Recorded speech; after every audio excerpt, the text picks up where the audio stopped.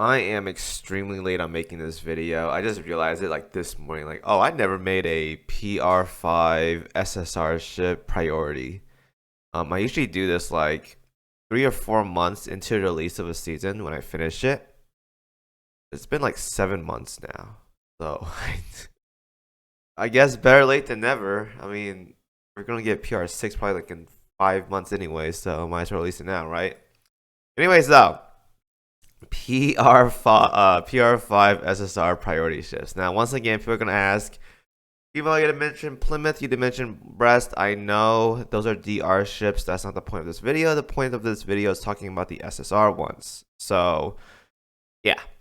Anyways, though, let's get on to the list. Let's start off with Chkalov, the Russian carrier for Northern Parliament. So, I bought the skin for her. Pretty good skin, I gotta say. Chkalov, right? So, this ship right here, I had a lot of expectations for this ship going into release, but I didn't realize that.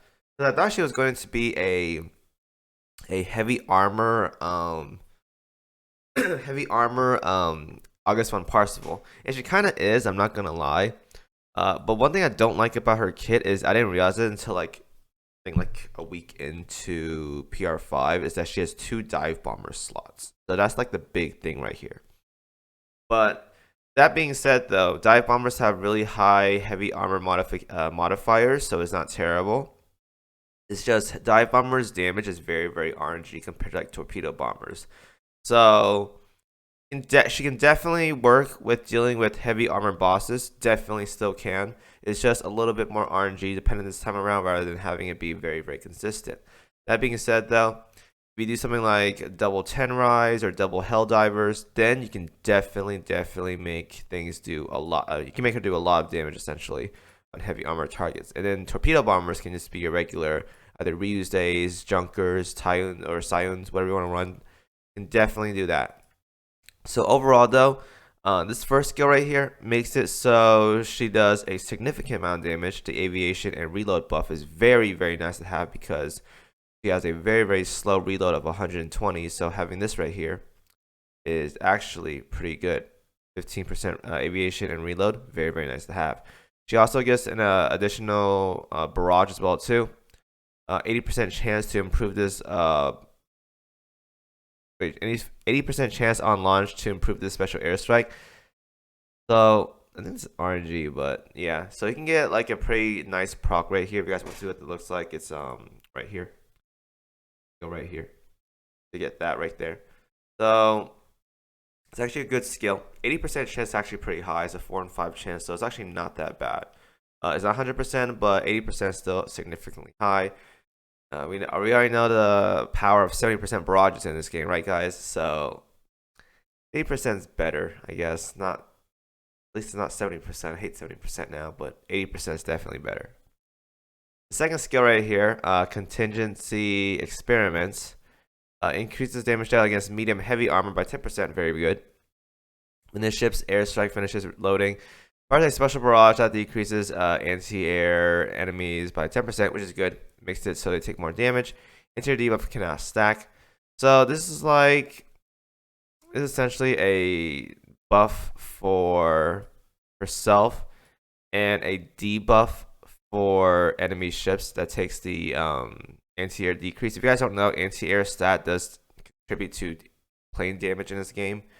There's a little bit of a buff going towards carrier fleets, so it's actually not that bad. So overall, definitely is a very solid kit when it comes to just heavy armor stuff. You kind of want to run her for heavy armor stuff. Just keep in mind that when you do run her for heavy armor stuff, her damage is pretty RNG because she has 2 dive bombers. But if you get that RNG to go in your favor, she can definitely put in a lot of work for whatever you need to do. So definitely is a really good SSR ship right here. So definitely not bad. Next, let's talk about Prinz Rupprecht, the ship that didn't get the summer skin for the Yorktown 2 event, but she did get a Lunar New Year skin, so definitely didn't get forget, or the devs didn't forget, whatever. Right over here, let's go to it's Rupper. I call it Rapper, but Rupper. Lindworm Devouring Fang, level 10. So this is her. This is her barrage, I believe, special torpedo barrage. Once again, if you guys want to see what it looks like, it's right here. Torpedo barrage, it's right there, the bottom one right here. So that's the torpedo barrage. Usual stuff right there. I think it's like a upgraded Tirpitz. I think we probably upgraded Odin as well too. Not exactly sure if she can replace Odin. Odin is pretty unique with what she does, but definitely is something to use if you want to do like Prinz Rupprecht and Odin setups. You can definitely do something cheeky with that with a lot of torpedoes. So the regular barrage stuff, that's what it looks like. 8th time she fires her secondary guns, increases the ship's firepower and torpedoes by 15%. So I don't think there's a duration on this. So whenever she gets this, she gets it good to go. It's a matter of how fast she can stack up this Lindworm Devouring Fang with how much she fires her secondary guns. If you can stack this up very, very fast and get that buff up really, really quick, you can definitely be good. But the issue is 8 times firing secondary guns, meaning the only scenario where this is going to happen is during like suicide bombers. So she's going to need to be in a map where there's a lot of suicide bombers. Otherwise, she can't stack it up nearly as fast. So kind of redundant there, but kind of too, I don't know, it's too niche for me. I think she should have just gotten a buff amount and give like an extra. If you want to do this like 8th time fire secondary gun, make it like fire an extra wave with torpedoes or something. I think hiding the buffs behind the 8 times firing secondary guns is like too restrictive to me. Lindworm Protector's Oculus decreases. If this flagship decreases your if the ship is flagship, decreases the ship's damage taken by 15%. So a little bit durability. If your flagship if not your flagship decreases damage taken by the ship above your flagship, so one up like top side of it, by 8%. I think there's like an Odin buff right here because you can do some niche things with like putting Odin at the top and then having her tank for the flagship. I think that's what they kind of wanted. I'm not exactly sure, but I think maybe. 80% chance to fire a special barrage. So if you guys don't already know, the barrage is going to be like this right here, the top one. That's what the barrage looks like. Pretty sure it is. Regular barrage. Yeah. So that's the barrage right there. And then she has the generic Siren Killer. Siren Killer is actually a really good buff, by the way, if you guys don't know. Makes it so they're really, really good for OS content. This is why PR ships are really good for OS because of Siren Killer right here. So overall, I don't think it's going to be, this is not like a crazy good ship. I mean, she has good wave clear, by all means. A lot of torpedoes, has the wave or whatever. My issue with her is that this right here, it can be annoying to stack this up. The times I've used her, like I've probably never seen this like really go off too much.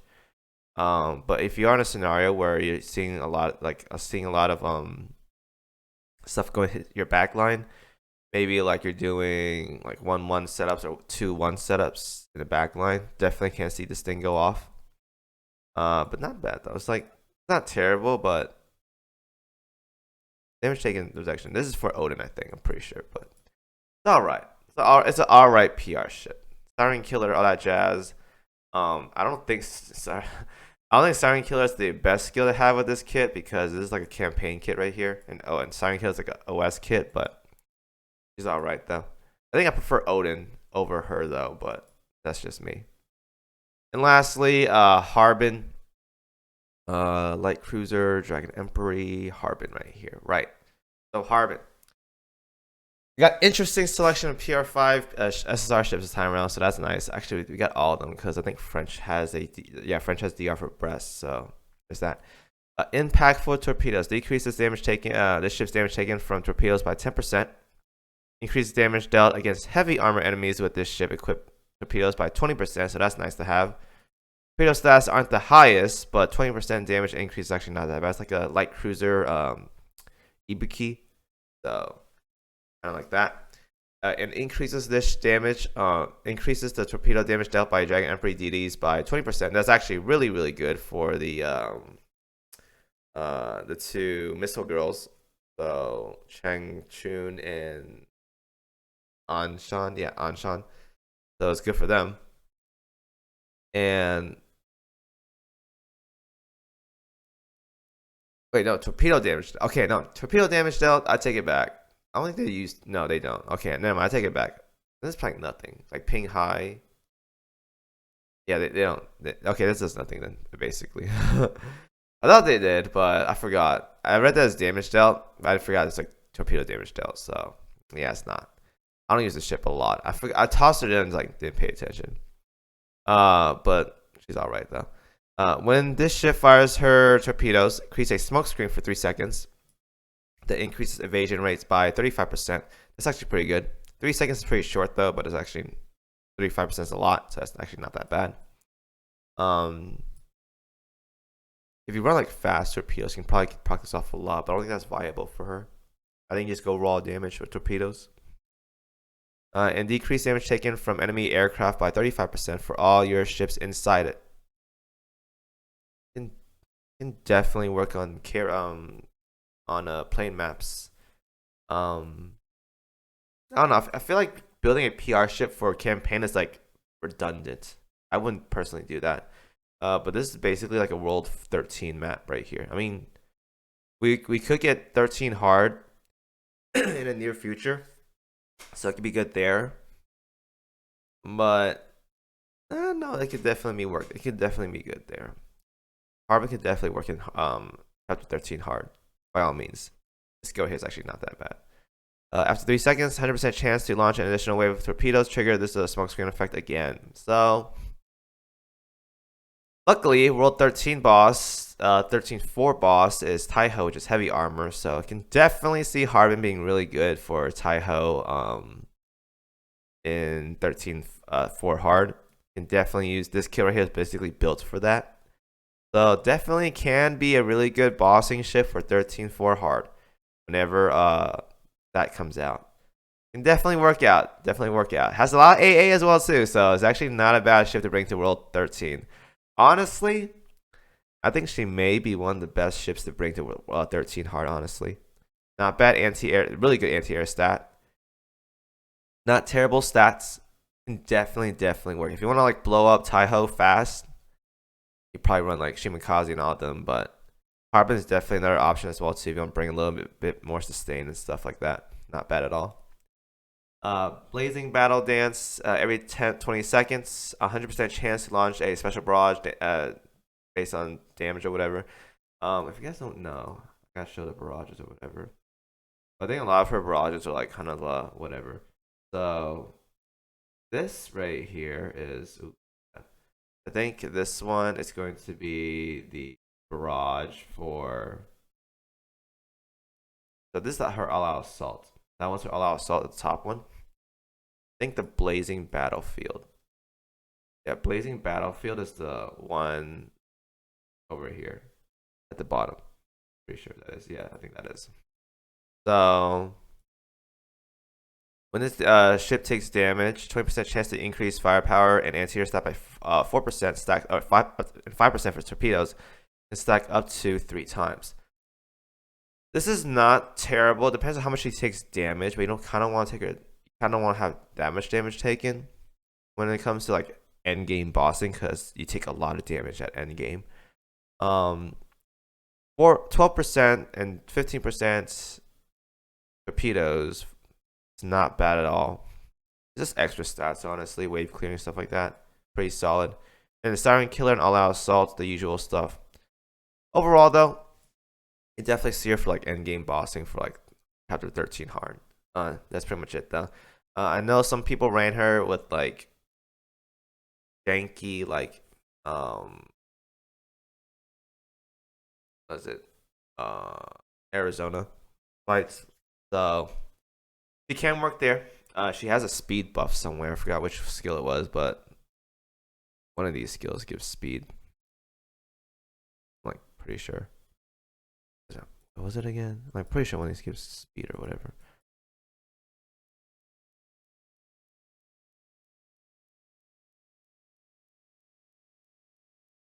Okay, maybe I'm tripping. Maybe I'm thinking of something else. I thought there was speed in here. So, anyways, though, um, definitely not bad, but it's just probably an end game or whatever. I feel. Right. So let's right. This is gonna be annoying to split this up. Let's do Iron Blood and let's do Northern Parliament. Let's click all these together. So the SSR ship I would prioritize in this scenario. Now, obviously, Plymouth is the best one that everyone should go for because she's like the mandatory one. This one right here just have like niche options. There's nothing like super important right here, but they're all nice to have, obviously. So whatever you pick, guys, is up to you. I feel like all of them are pretty equally distributed.